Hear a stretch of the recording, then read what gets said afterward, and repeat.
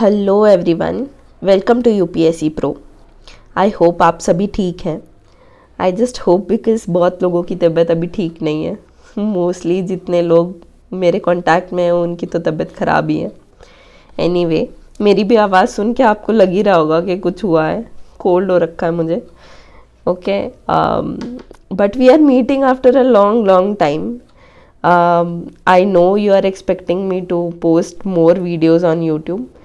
मेरे को टाइम नहीं मैनेज हो पा रहा था, but slowly we will post some things जो आपको हेल्प करे.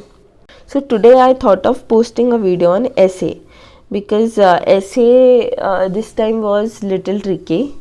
जितने लोग मेंटरशिप के थ्रू भी जिन्होंने मेंस दिया था उनको सबसे ज़्यादा ट्रिकी ऐसे लगा था. Okay, so the changes which UPSC has made this time is they have given philosophical essays. दोनों सेक्शन में सारे essays open ended हैं. ठीक है. So when you are actually reading those essay का topics, you will be little confused कि लिखना क्या है.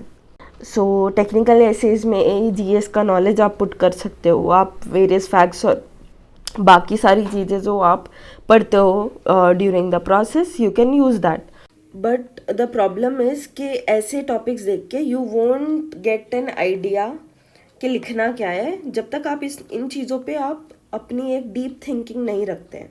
सो what will do today is we will take up 1-2 essays and will discuss कि हम लोग इसमें क्या क्या लिख सकते थे. I am pursuing masters in psychology now, so I will give inputs from my field as well. बहुत जगह यहाँ पे यूज़ में आ जाएगा. Also I have been good in ethics earlier, so ethics की चीज़ें भी आपको मैं यहाँ पे इनपुट दे सकती हूँ. I am not saying in any way कि कोई एक पर्टिकुलर तरीका होता है ऐसे लिखने का. Just keep this in your mind. Okay, what you are writing is unique to you.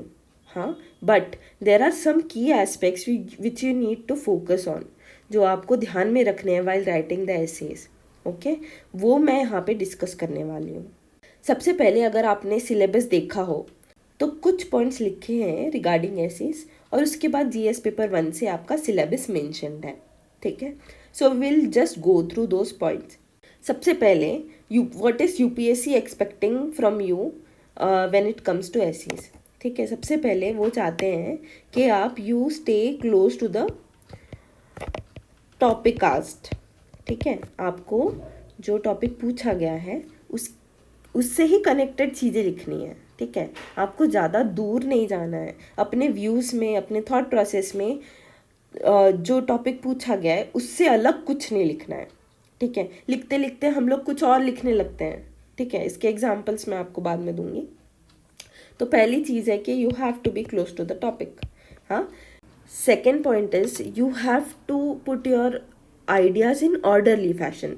So next point they are saying is orderly fashion में आपको चीज़ें पुट अप करनी है. सो अगर आपको वेरियस डायमेंशन पता है about a topic but you are writing it in haphazard way, so वहाँ पे मार्क्स कट हो सकते हैं आपके. Because when you are reading you just think about it. अगर आप कोई ऐसे पढ़ते हैं, what is essay is just a speech. ठीक है, जो स्पीच होती है, जो आप स्कूल के टाइम पे स्पीच देते थे, स्पीच इफ़ेक्टिव कब होती थी? जब आपको वो स्पीच एज अ स्टोरी समझ में आती थी. ठीक है, अगर वो हैफज़ार्ड वे में बोली जाए तो आप कनेक्ट ही नहीं कर पाएंगे, तो आप अटेंशन दे नहीं पाएंगे स्पीच पे. ठीक है, so second and most important thing is your idea should be in orderly fashion. आगे उन्होंने कहा है कि आपको कंसाइज रहना है. आप अभी ऑर्डरली फैशन में लिख तो रहे हैं पर आपके पास एक समय सीमा है और आपके पास एक वर्ड सीमा भी है. राइट, आपको 1000-1200 वर्ड्स में लिखना है तो आप बहुत कुछ नहीं लिख सकते हैं ना उस डायमेंशन में भी. ठीक है, तो आपको समय सीमा और वर्ड सीमा को ध्यान में रखते हुए कंसाइज वे में. So third important thing is concise. Concise way में आपको लिखना है.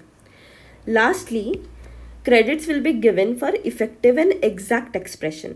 अब ये कंसाइज भी लिख रहे हैं पर इफेक्टिव तो होना चाहिए. तो इफेक्टिव एंड एग्जैक्ट एक्सप्रेशंस, ये 4 चीज़ें आपके एसेज में होनी चाहिए. Whenever you are writing an essay, just remember आपको टॉपिक के क्लोज रहना है, ऑर्डरली फैशन में लिखना है, कंसाइजली लिखना है also you must be effective and exact.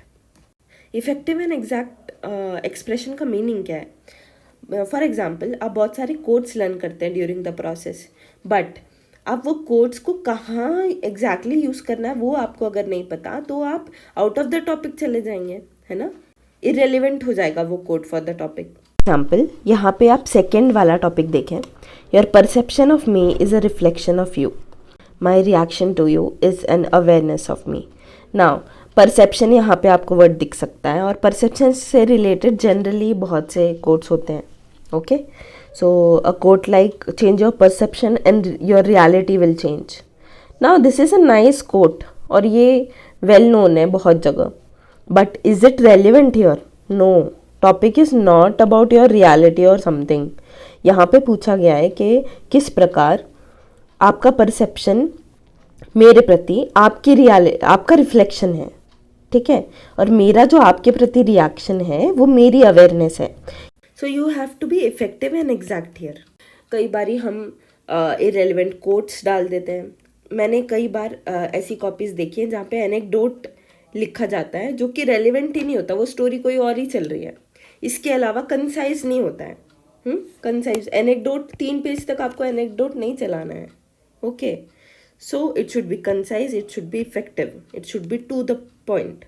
Okay guys, will do one thing. आप मुझे कमेंट सेक्शन में बताओ कि सेक्शन ए में से और सेक्शन बी में से कौन से टॉपिक हैं जो मैं डिस्कस करूँ आपके साथ। Which topics do you want me to discuss here? ठीक है, I will put those videos as part 2 and part 3 of the essay series. Okay, and उसके लिए ज़्यादा आपको वेट नहीं करना पड़ेगा, बट मैं चाहती हूँ कि आपकी तरफ से ही वो टॉपिक आए जो मैं डिस्कस करूँ, ठीक है, ताकि आपको भी उस चीज़ का फ़ायदा हो जो आपको सबसे डिफ़िकल्ट लग रहा है, या आपको लग रहा है कि इसमें मुझे कंटेंट समझ नहीं आ रहा कि मैं क्या लिखूँगा या लिखूँगी। ठीक है, you just comment that thing in the comment section and continue reading guys. Stay healthy, stay happy, bye bye.